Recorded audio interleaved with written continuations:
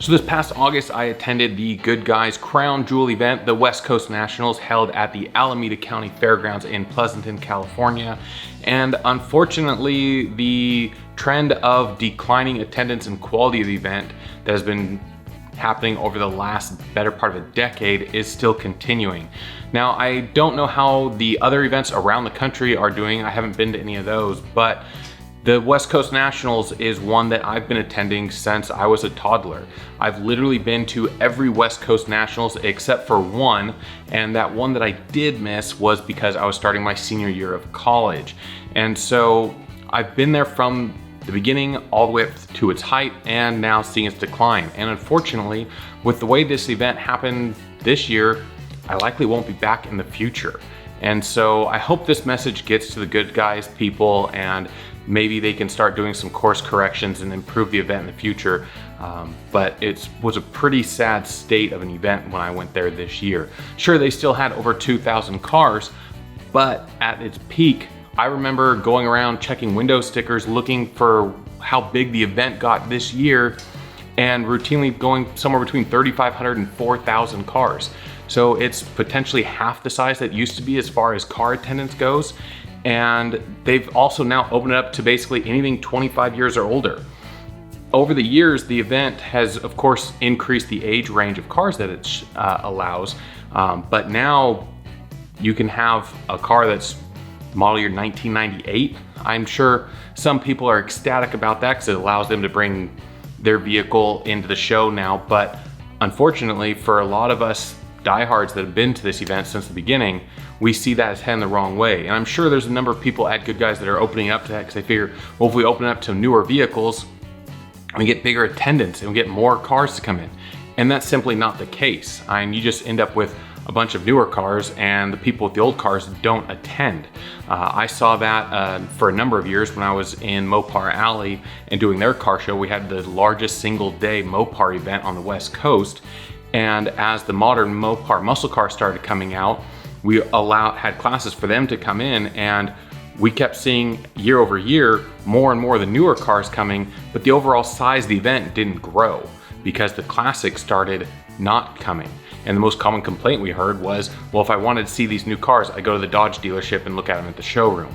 Now, of course, that's a bit of a tangent, but it's still relevant to what we're seeing at Good Guys. 2,100 cars is a far cry from the 3,500 to 4,000 that they've had in the past at this venue. And it's not just the cars that aren't attending anymore. You're also seeing a huge decline in the number of vendors and manufacturers. I remember for years they had rows of manufacturers there. All the big names were there showcasing their latest and greatest parts. You can go ahead, place orders, buy stuff. Vendors for days, and they had several buildings filled with just vendors of all sorts of car parts you can get. Now, of course, we've seen a decline in in-person stuff at events from a vendor standpoint because you can do everything online now. So, and that's of course to be expected to a certain degree, but still not having that presence there and having most of your vendors now not even being automotive related is really disheartening. And then of course, food vendors have been on a decline as well, which of course results in huge lines at the ones that do remain. And it of course detracts from the experience there. And then they've also been playing with the entertainment, where it used to be they used a big amphitheater and had amazing concerts each night of the event.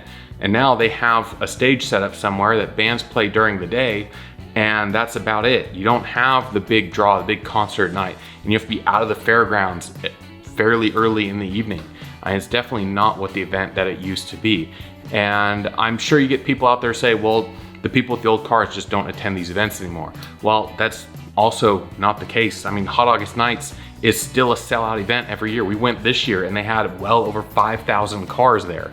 And so the cars are still out there and people are still willing to go to these events even post-pandemic. And this was a problem that the Good Guys have been facing for a long time before the pandemic, but of course it didn't help it in going through the pandemic.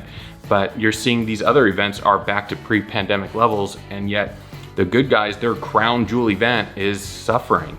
And it's really unfortunate to see, because now that we have our little one, we were hoping to continue the family tradition of going to this event every year. I mean, we would go and camp at the fairgrounds, get there Thursday afternoon, spend all evening Thursday, all day Friday, Saturday, most of Sunday, and then head home.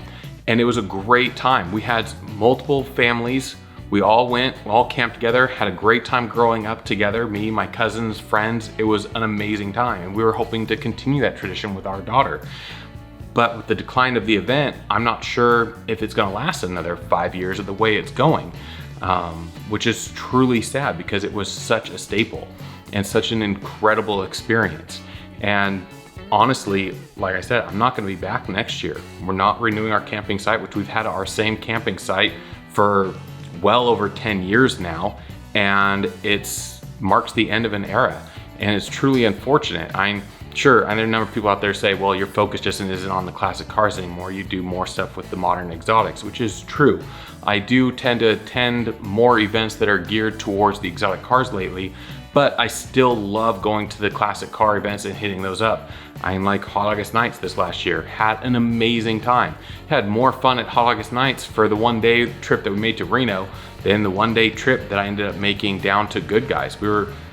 My dad and I went to Good Guys on Saturday and we were there not even half a day, made it through the entire event, and we're like, well, okay, let's go have lunch and head home then, because there's not much else going on, which is really, really unfortunate.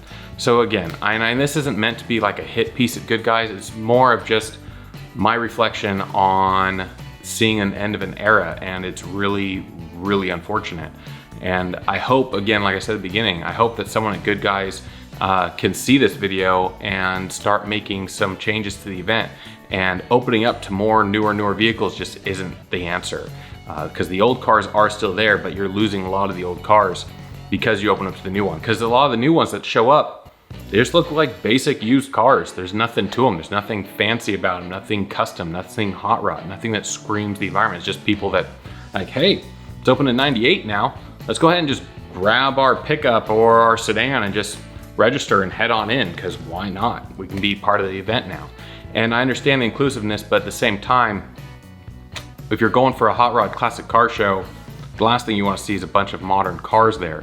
So those are my thoughts. It's very unfortunate. We'll see how things progress in the future, and if I change my mind, start going back to Good Guys events. But for now, I'm gonna be taking my money and going to other events that get better turnouts and still have that heart and soul feel of the old school classic car shows.